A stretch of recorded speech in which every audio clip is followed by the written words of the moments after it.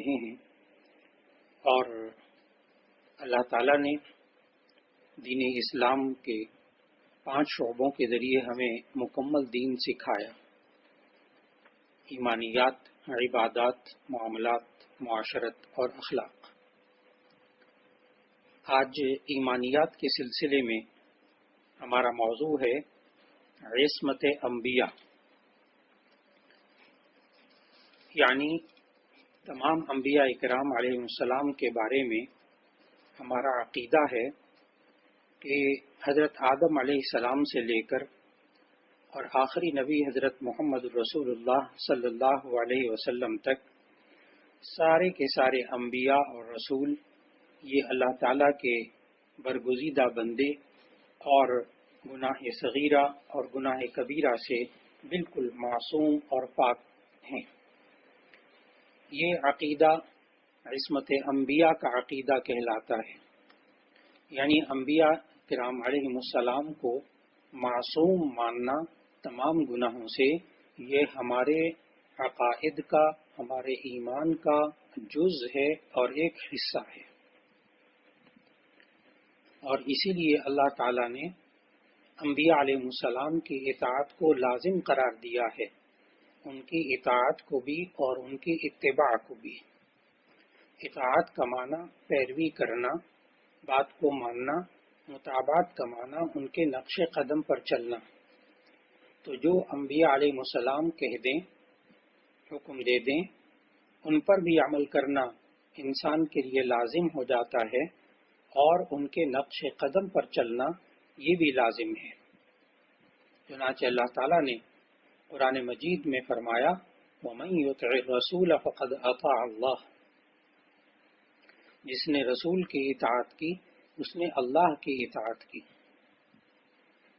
اور پھر اس کے بعد معصوم وہ ہوتا ہے جو اللہ تعالیٰ کا برگزیدہ بندہ ہوتا ہے، یعنی اخلاق اور عادات اور افعال اور تمام احوال میں وہ ہر طرح مکمل طور پر اللہ تعالیٰ کا برگزیدہ اور پسندیدہ بندہ ہوتا ہے۔ اور عصمت انبیاء ہی سے متعلق یہ بھی ہمیں ذہن میں رکھنا چاہیے کہ جو نبی ہوتا ہے اس کا باطن مادہ معصیت سے بالکل پاک ہوتا ہے، یعنی مادہ شیطانی اور نفسانی سے اس نبی کا دل بالکل پاک ہوتا ہے، کیونکہ اللہ تعالیٰ نے قرآن مجید میں انبیاء علیہ السلام کو اپنے مخلصین میں شمار کیا ہے، اور مخلص وہ ہوتا ہے جس کو کہ اللہ نے خالص کر کے چنا ہوتا ہے، ہر طرح سے اللہ تعالیٰ اس کو برگزیدہ اور صاف ستھرا اور پاکیزہ اور اخلاص کامل سے مزین ہوتا ہے، تو تب اللہ تعالیٰ اس کو نبوت کا درجہ عطا فرماتے ہیں۔ اور یہ باطن نفس اور شیطان کی بندگی سے بالکل پاک ہو وہ برگزیدہ بندہ، تو ایسی صورت میں اس کو کہتے ہیں عصمت انبیاء۔ اور اسی طرح قرآن مجید کے اندر جہاں کہیں عصمت انبیاء سے متعلق کوئی بات ایسی آئے کہ جو انبیاء کرام علیہ السلام سے کوئی صاحب ہو گیا، تو ایسی صورت کے اندر اس کو وہ عصمت انبیاء کے خلاف ہرگز نہیں ہوگا۔ اور اسی طرح عصمت انبیاء سے متعلق چاہے آدم علیہ السلام کا قصہ ہو، چاہے یوسف علیہ السلام کے واقعات ہوں، چاہے داؤد علیہ السلام کے واقعات ہوں، سب کے بارے میں ہم سب کو یہی عقیدہ رکھنا چاہیے کہ اللہ تعالیٰ نے تمام کا تمام جتنا بھی عصمت انبیاء کا عقیدہ ہے وہ حضر نبی کے لیے ہے۔ اس لیے قرآن مجید کے ترجمے کو پڑھتے ہوئے، قرآن مجید کے تفسیر کو پڑھتے ہوئے ہمیشہ یہ ذہن میں رکھنا ہوگا، اور کہیں بھی جہاں کہیں انبیاء علیہ السلام کے واقعات میں عصا یا عصیان کا لفظ آیا ہے تو وہاں سہو اور نسیان کا کہہ سکتے ہیں، لغزش کا ترجمہ کر سکتے ہیں، لیکن وہاں گناہ کا ترجمہ نہیں کرنا چاہیے، اس لیے کہ ہمارا عقیدہ ہے کہ انبیاء علیہ السلام یہ سب کے سب معصوم ہوتے ہیں، اور صرف انبیاء ہی معصوم ہوتے ہیں، عام انسان گناہوں سے معصوم نہیں ہوتے۔ ہاں، یہ ممکن ہے کہ ایک شخص اپنی قوت اور قوت ایمانی کی بدولت گناہ کبیرہ سے بھی مکمل بچے اور گناہ صغیرہ سے بھی مکمل بچے، ساری زندگی بچتا رہے، تب بھی ہم اسے یہ کہیں گے کہ یہ گناہوں سے بچ رہا ہے، لیکن جو عصمت انبیاء کے ساتھ ہمارا عقیدہ ہے وہ کسی اور انسان کو حاصل نہیں ہو سکتا۔ یہ ایمانیات سے متعلق آج بات تھی۔ اور اب دوسرا شعبہ دین اسلام کا، وہ ہے عبادات۔ عبادات میں ہم نے مختلف نمازوں کا تذکرہ اور اس کا مطالعہ کیا۔ آج ہم تہجد کے بارے میں اور اسی طرح اشراق اور چاشت اور اوابین کے بارے میں ہم مطالعہ کریں گے۔ یہ وہ نفلی نمازیں ہیں جو نبی صلی اللہ علیہ وسلم نے پڑھی اور ان کے فضائل بیان فرمائے۔ سب سے پہلے ایک مسلمان کو وہ نمازیں جو کہ فرض ہیں ان پر عمل کرنا چاہیے اور ان کو پابندی سے پڑھنا چاہیے۔ پھر واجب نماز جیسے وتر، اس کو پابندی سے پڑھا جائے، پھر اس کے ساتھ ساتھ جو نوافل ہیں ان کا اہتمام کرنے کی کوشش کی جائے۔ اور نوافل کے اہتمام میں جو کہ نبی صلی اللہ علیہ وسلم نے پڑھے وہ سنت کہلاتی ہیں۔ چنانچہ تہجد کے بارے میں حضرت ابو ہریرہ رضی اللہ تعالیٰ عنہ کی روایت مسلم شریف میں موجود ہے کہ رسول اللہ صلی اللہ علیہ وسلم نے فرمایا، فرض نماز کے بعد رات کی تمام نمازوں میں سے افضل نماز رات کی نماز یعنی تہجد ہے۔ اور پھر بیہقی میں حضرت اسماء رضی اللہ عنہا بیان کرتی ہیں کہ رسول اللہ صلی اللہ علیہ وسلم نے فرمایا کہ قیامت میں تمام لوگ ایک ساتھ اٹھائے جائیں گے، پھر ایک پکارنے والا پکارے گا، کہاں ہیں وہ لوگ جو رات کو عبادت کے لیے اپنے بستروں کو خالی چھوڑ دیا کرتے تھے؟ یہ آواز سن کر تہجد گزار بندے جمع ہو جائیں گے اور ان کو بلا حساب جنت میں داخل کر دیا جائے گا۔ اس کے بعد باقی لوگوں کا حساب کیا جائے گا۔ تو معلوم ہوا تہجد کی نماز جو رات کے آخری حصے میں صبح صادق فجر کی اذان ہونے سے پہلے رات کے آخری تہائی حصے میں 4 رکعت نماز ادا کریں، 2 رکعت کر کے بھی ادا کر سکتے ہیں اور 4 رکعت ایک ساتھ بھی پڑھ سکتے ہیں۔ یہ تہجد کی نماز اور اس کی فضیلت تھی۔ پھر اسی طرح نبی صلی اللہ علیہ وسلم نے اشراق کی نماز کے بارے میں بتایا۔ اشراق کا لفظی مطلب ہوتا ہے سورج کا طلوع ہونا۔ جب فجر کی نماز پڑھ لیں تو پھر اسی جگہ بیٹھے بیٹھے ذکر اذکار کرتے رہیں، اور ترمذی کی حدیث ہے کہ جب جو ہے وہ سورج طلوع ہو جائے مکمل تو اس کے چند منٹ بعد 10 15 20 منٹ کے بعد 2 رکعت یا 4 رکعت پڑھ لیں تو ایک حج اور ایک عمرے کا ثواب ملتا ہے۔ چنانچہ جب سورج طلوع ہو جائے تو اس کے احتیاطاً 20 منٹ کے بعد 15-20 منٹ کے بعد اشراق کی نماز پڑھ لی جائے۔ پھر اس کے بعد چاشت کی نماز جب دھوپ تیز ہو جائے تو تب کم از کم 2 رکعت یا 4 رکعت یا 8 رکعت پڑھ لے، اس کا بہت ثواب ہے۔ احادیث میں آتا ہے کہ یہ افلاس اور محتاجی کو دور کرنے کے لیے بہت کارآمد ہے۔ طبرانی کی روایت ہے کہ نبی صلی اللہ علیہ وسلم نے فرمایا، جو شخص 2 رکعتیں چاشت پڑھنے والا ہو وہ غافلوں میں نہیں لکھا جاتا، اور جو 4 رکعتیں پڑھنے والا ہو وہ عبادت گزاروں میں لکھا جاتا ہے، اور جو 6 رکعت پڑھنے والا ہو اس کے دن بھر کے فکرات کو دور کر دیا جاتا ہے، اور جو 8 رکعتیں پڑھے وہ پرہیزگار لوگوں میں لکھا جاتا ہے، اور 12 رکعتیں پڑھنے والے کا گھر جنت میں بنا دیا جاتا ہے۔ تو معلوم ہوا کہ 2 رکعت کم از کم چاشت کی نفل نماز پڑھ لی جائے۔ پھر اس کے بعد صلاۃ الاوابین، مغرب کی 3 رکعتوں کے بعد جب فرض پڑھ لیے اور اس کے بعد 2 رکعت سنت پڑھ لی تو بعض روایات میں جیسے کہ ترمذی کی روایت ہے، طبرانی کی روایت ہے کہ جو کوئی مغرب کی نماز کے بعد 6 رکعتیں پڑھے اس کے سب گناہ بخش دیے جاتے ہیں، اگرچہ وہ سمندر کے جھاگ کے برابر ہو۔ اللہ تعالی ہمیں فرائض واجبات کے ساتھ یہ نفل نمازیں جو کہ جن کی فضیلت نبی صلی اللہ علیہ وسلم نے بتائی، اللہ تعالیٰ ان پر عمل کرنے کی توفیق عطا فرما دے۔ یہ عبادات سے متعلق بات تھی۔ اور اب معاملات کے سلسلے میں دین اسلام کا تیسرا شعبہ معاملات، اس میں زندگی کے مختلف جو معاملات ہیں ان کے بارے میں ہم مطالعہ کر رہے تھے۔ چنانچہ آج معاملات کے سلسلے میں عدت کے مسائل کا ذکر کرنا مقصود ہے۔ آج معاشرے کے اندر جب طلاق وغیرہ کے حالات ہوتے ہیں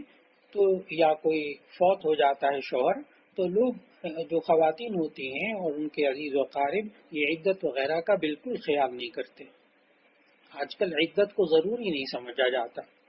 حالانکہ یہ بندے کے ذمہ واجب ہے۔ اللہ تعالیٰ نے قرآن مجید کے اندر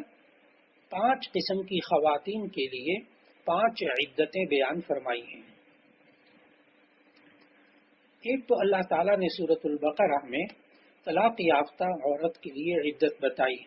والمطلقات یتربصن بانفسہن ثلاثۃ قروء،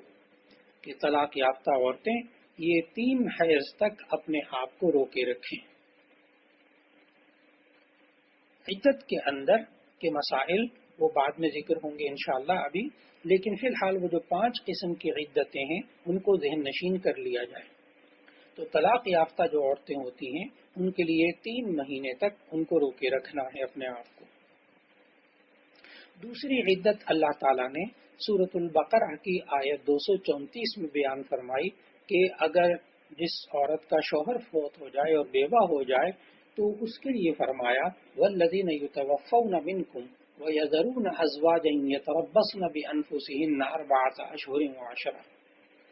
وہ عورتیں جن کے شوہر فوت ہو جائیں وہ اپنے آپ کو 4 مہینے 10 دن تک روکے رکھیں، چاہے وہ بوڑھی خاتون ہو چاہے وہ جوان خاتون ہو، دونوں کے لیے ایک جیسا حکم ہے۔ ہمارے معاشرے میں بسا اوقات اس بارے میں یہ سوچا جاتا ہے کہ یہ خاتون اب بہت بوڑھی ہو گئی اور اب ان کے شوہر فوت ہوئے، ان کے لیے عدت نہیں ہوگی۔ تو اس کا جواب ذہن میں رکھنا چاہیے کہ چاہے جوان ہو عورت چاہے بہت زیادہ بوڑھی ہو، سب کے لیے شوہر کے فوت ہو جانے کے بعد ایک جیسی عدت کا فیصلہ ہے، اللہ نے قرآن مجید میں فرمایا۔ یہ 2 عدتیں ہو گئی۔ باقی 3 قسم کی جو عدتیں ہیں وہ اللہ تعالیٰ نے سورۃ الطلاق میں بیان فرمائی ہیں۔ ایک عدت فرمایا کہ وہ عورت جس کے ہاں اولاد ہونے والی ہو اس کی عدت وضع حمل ہے، یعنی جب بچہ پیدا ہو جائے گا تو عدت پوری ہو جائے گی، چاہے وہ 1 مہینے کے بعد ہو 1 ہفتے کے بعد ہو چاہے وہ 8 مہینے کے بعد ہو۔ تو اگر جو وہ عورت جو حاملہ ہو اگر اس کو طلاق دی جائے یا اس کا شوہر فوت ہو جائے تو ایسی صورت کے اندر یہ عورت کا جو وضع حمل ہے وہ اللہ تعالیٰ نے قرآن مجید میں سورہ طلاق کے اندر بتایا کہ جب بچہ پیدا ہو جائے گا تو عدت پوری ہو جائے گی۔ تیسری عدت اللہ تعالیٰ نے ان عورتوں کے بیان کی کہ واللائی یئسن من المحیض من نسائکم، وہ عورتیں کہ جو آیسہ ہو جائیں یعنی بڑھاپے کی وجہ سے ان کے ایام رک جائیں بند ہو جائیں، تو ان عورتوں کی عدت یہ ہے کہ وہ 3 مہینے تک اپنے آپ کو روکے رکھیں۔ 5ویں عدت اللہ تعالیٰ نے اس خاتون کی بیان کی سورہ طلاق میں آیت نمبر 4 کے اندر کہ جو عورت کے شروع ہی سے اس کو ایام نہ آئیں کسی بیماری کی وجہ سے یا حالات کی وجہ سے، تو ایسی صورت کے اندر وہ خاتون بھی 3 مہینے تک اپنے آپ کو عدت میں روکے رکھے۔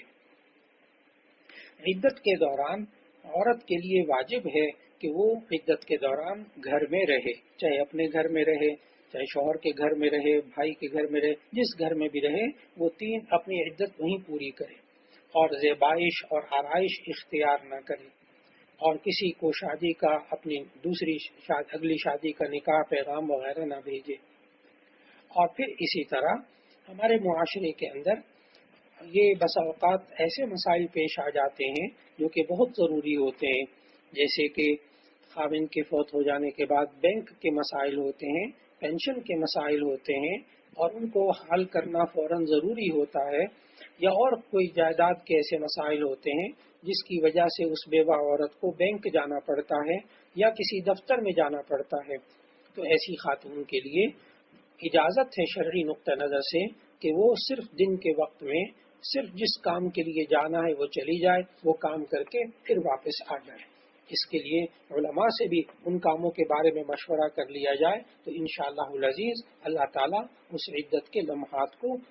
شریعت کے مطابق پورا کرنے کی توفیق عطا فرما دے گا انشاءاللہ۔ اور اب چوتھا شعبہ معاشرت۔ معاشرت کا معنی رہنا سہنا اور اس کے ساتھ اپنی زندگی گزارنا۔ اس معاشرت کے اندر ایک اہم ترین چیز اور وہ ہے انسان کا اپنی شخصیت کی تعمیر کرنا، یا ہمارے ساتھ رہتے ہوئے جو ہماری اولاد ہے، ہمارے گھر کے افراد ہیں، ان کی زندگی کے اندر شخصیت کی تعمیر کرتے ہوئے وقت گزارنا۔ آج معاشرے کے اندر جب شخصیت کی تعمیر اور اس کے کردار کی تشکیل کے لیے محنت نہیں کی جاتی تو اس کی وجہ سے بہت سی خرابیاں سامنے آتی ہیں۔ بسا اوقات انسان اپنی شخصیت، اپنی ذات کے اندر ہی مگن رہتا ہے، اور وہ چیزیں جو کہ اللہ تعالیٰ نے ہمیں قرآن مجید میں سمجھائیں کہ کس طرح انسان جو ہے وہ اپنے آپ کو، اپنی شخصیت کو بہتر سے بہتر بناتا چلا جائے۔ چنانچہ اس کے لیے نبی صلی اللہ علیہ وسلم کی دنیا میں تشریف آوری کے جو مقصد تھے، ان میں سے اہم ترین مقصد جو اللہ تعالیٰ نے سورہ آل عمران کی ایک آیت میں فرمایا، لقد من اللہ علی المؤمنین اذ بعث فیہم رسولا من انفسہم یتلو علیہم آیاتہ ویزکیہم، کہ نبی صلی اللہ علیہ وسلم اس لیے تشریف لائے تھے تاکہ وہ قرآن مجید کی آیات تلاوت کریں، ویزکیہم، اور ان کے نفوس کو پاکیزہ بنائیں۔ یہ تزکیہ نفس، یہ انسان کی شخصیت کی تعمیر ہی ہوتی ہے۔ تزکیہ نفس یعنی اپنے نفس کو پاکیزہ بنانا، اور اپنے ساتھ اٹھنے بیٹھنے والے اور اپنے بچوں کے بھی زندگی کو پاکیزہ بنانا۔ تزکیہ نفس کا جو خلاصہ ہے وہ یہ ہے کہ یہ انسان اپنے آپ کے اندر سے ان تمام گناہوں کو نکالنے کی کوشش کرے جن سے اللہ اور اس کے رسول صلی اللہ علیہ وسلم نے منع فرمایا۔ جتنے گناہ ہیں ان سے اپنے باطن کو بھی پاک کرے اور اپنے ظاہر کو بھی پاک کرے،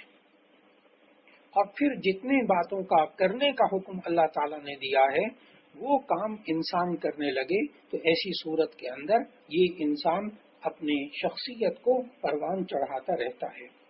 اسی سے شخصیت کی تعمیر ہوتی ہے۔ چنانچہ شخصیت کی تعمیر میں سب سے پہلے ایمان ہے کہ ایمان پر محنت کی جائے۔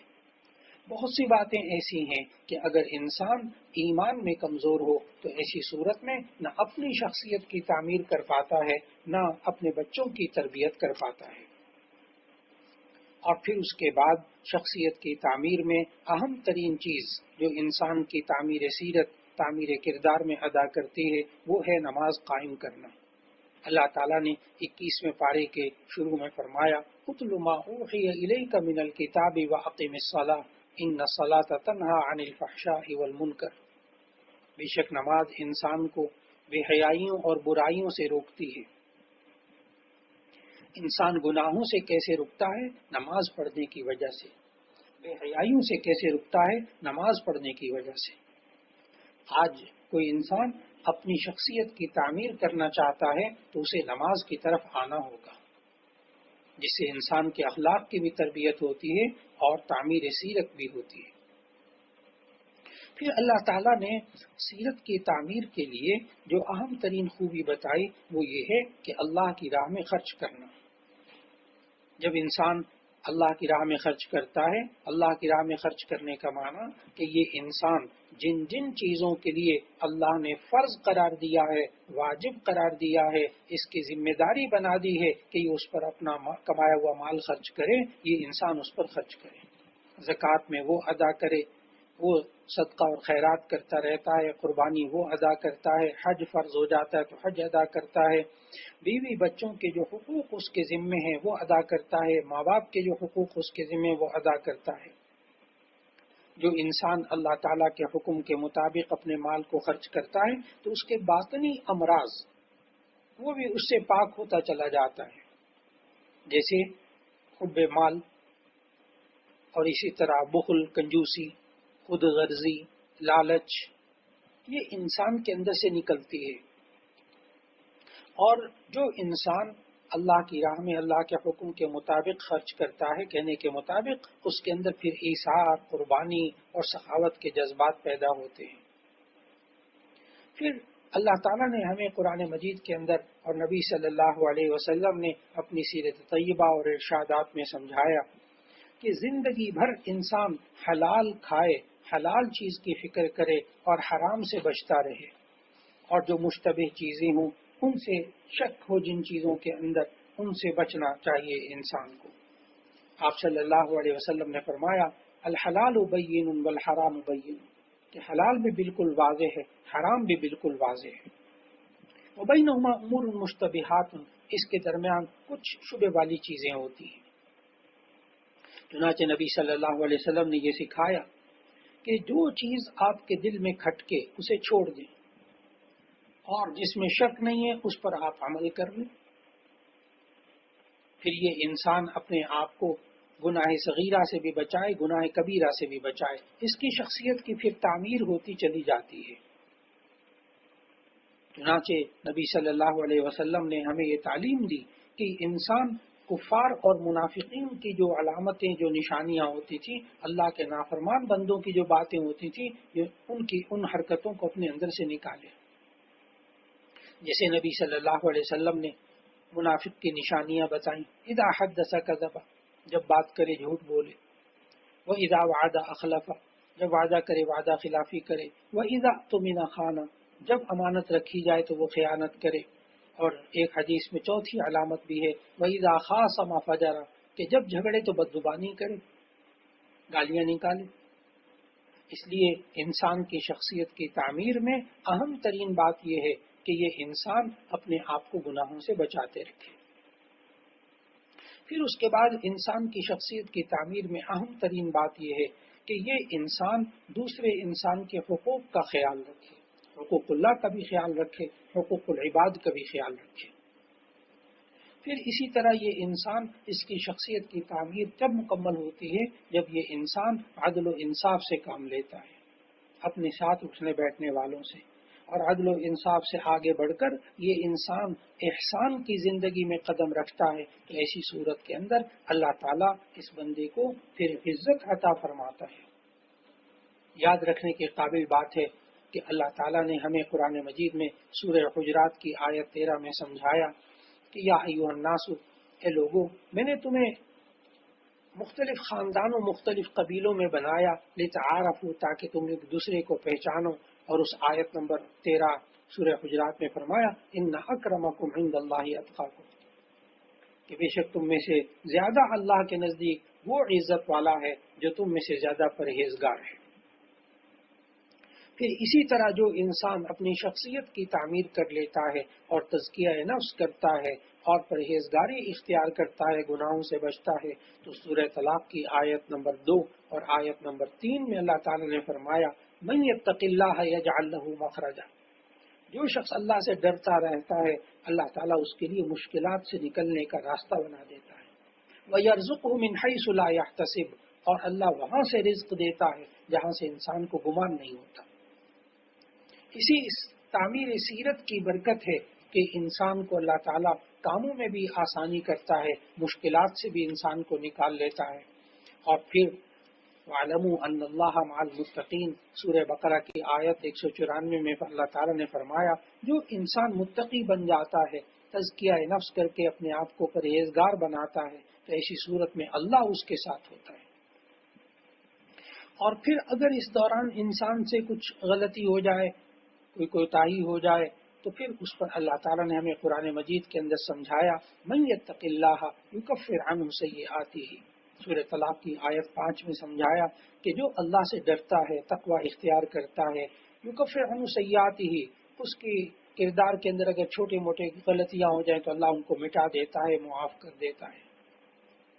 اور پھر آخر کار ایسے شخص کا جو زندگی بھر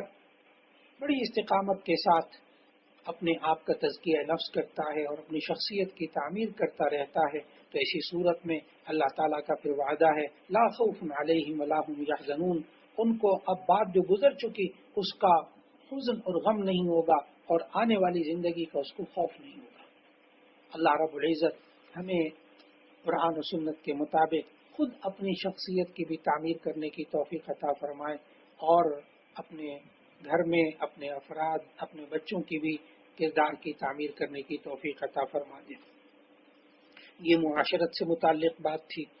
اور اب اخلاقیات سے متعلق ہم بات آج شروع کر رہے ہیں۔ موضوع ہمارا ہے شکر۔ اخلاق کا معنی ہم نے مطالعہ کیا تھا کہ عادات، انسانی جو عادات ہوتی ہیں، پختہ عادات،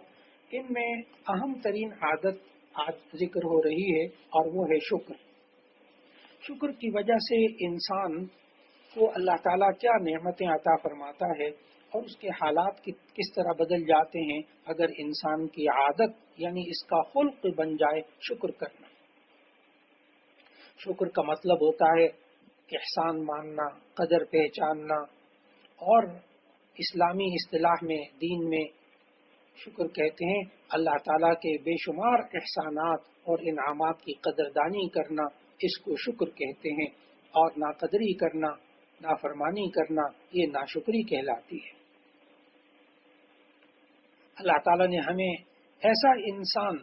کہ جو یوں کہتا ہو کہ مجھے تو اللہ تعالیٰ نے نعمتیں نہیں دی، میں کس کا شکر ادا کروں، تو ایسی صورت میں یہ انسان ان نعمتوں کو ذہن میں رکھے کہ جو اللہ نے بغیر مانگے اس کو دی ہیں، بغیر مانگے اس کو دی، کبھی زندگی میں بھی ایک دفعہ اس نے نہیں مانگی وہ نعمت۔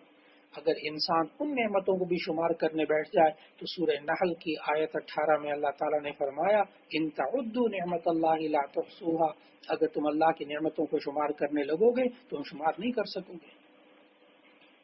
اس لیے انسان کو شکر کا حکم دیا گیا، اور شکر کرنے کے طریقے کیا ہیں تاکہ وہ انسان کی عادت بنے۔ ایک ہے دل سے شکر کرنا، جس کو کہتے ہیں قلبی شکر، اور شکر قلبی یعنی دل سے شکر ادا کرنے کے دو طریقے ہیں، دو صورتیں ہیں۔ ایک ہے احترام منعم، اور ایک ہے محبت منعم۔ ایک ہے نعمت دینے والے کا احترام کرنا، اس کو بڑا سمجھنا، وہ اللہ سب سے بڑا ہے جو مجھے نعمتیں دیتا ہے۔ محبت منعم، نعمت دینے والے سے محبت رکھنا۔ اگر دنیا میں کوئی انسان، ایک بھائی جو ہے وہ نعمتیں دے رہا ہو اور پیسے بھی دے رہا ہے، فیسیں بھی دے رہا ہے، فلاں بھی کر رہا ہے، لیکن یہ انسان اس کا احترام نہ کرتا ہو یا اسے محبت نہ کرتا ہو تو یہ ناشکری ہے۔ بالکل اسی طرح اللہ تعالیٰ انسان کو نعمتیں عطا فرما رہا ہے تو اس انسان کو اللہ کو سب سے بڑا سمجھنا چاہیے، احترام منعم۔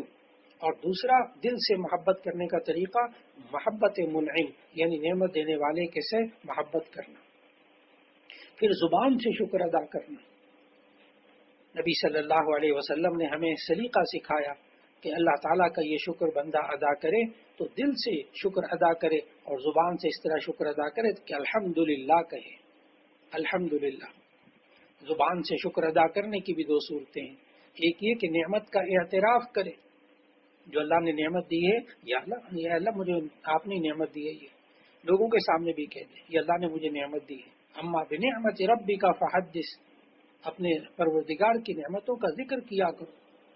اور دوسرا طریقہ محسن کی تعریف، انعام دینے والے کی، نعمت دینے والے کی تعریف کرنا۔ اللہ کا شکر ادا بندہ کیسے کرے؟ الحمدللہ کہے۔ اور اسی طرح نبی صلی اللہ علیہ وسلم نے بندوں کا شکر ادا کرنے کی بھی تلقین فرمائی۔ بندوں کا شکر ادا کرنے، بس اوقات کسی کا شکریہ ادا کیا جائے تو وہ اگلا کہتا بس جی ہمارا کیا شکر ادا کرنا، اللہ تعالیٰ کا شکر ادا کریں۔ لیکن نبی صلی اللہ علیہ وسلم نے ارشاد فرمایا من لم یشکر الناس لم یشکر اللہ، جو لوگوں کا شکر ادا نہیں کرتا وہ اللہ کا شکر بھی ادا نہیں کرتا۔ بعض محدثین نے اس کی تشریح کرتے ہوئے فرمایا کہ یہ کیا مطلب ہوا کہ جو لوگوں کا شکر ادا نہیں کرتا وہ اللہ کا شکر ادا نہیں کرتا؟ تو محدثین نے لکھا کہ جو انسان کے ذریعے اللہ تعالیٰ نعمتیں دیتا ہے، ماں ہے، باپ ہے، بہن بھائی ہیں، کوئی بڑا ہے، تو ایسی صورت کے اندر جو نعمت دیتا ہوا نظر آ رہا ہے یہ انسان اس کا شکر ادا نہیں کرے گا، تو جو نعمت دیتا ہوا نظر نہیں آ رہا اس کا یہ شکر کہاں ادا کرے گا؟ اس لیے آج کی نشست میں جس پکی عادت، بچوں کو بھی عادت ڈالی جائے، گھر والوں کو بھی عادت ڈالی جائے، خود بھی انسان اپنی عادات میں اس کو لے کر آئے تو یہ اس کا خلق بن جائے گا کہ یہ انسان شکر گزار بندہ بن جائے گا۔ پھر اس کا نتیجہ کیا ہوگا کہ اللہ تعالیٰ نے قرآن مجید میں کہا لئن شکرتم لأزیدنکم، اگر تم میرا شکر ادا کرو گے تو میں اور زیادہ دوں گا۔ اللہ تعالیٰ ہمیں اللہ کا شکر گزار بندہ بننے کی توفیق عطا فرمائے، لوگوں کا بھی شکر ادا کرنے کی توفیق عطا فرمائے۔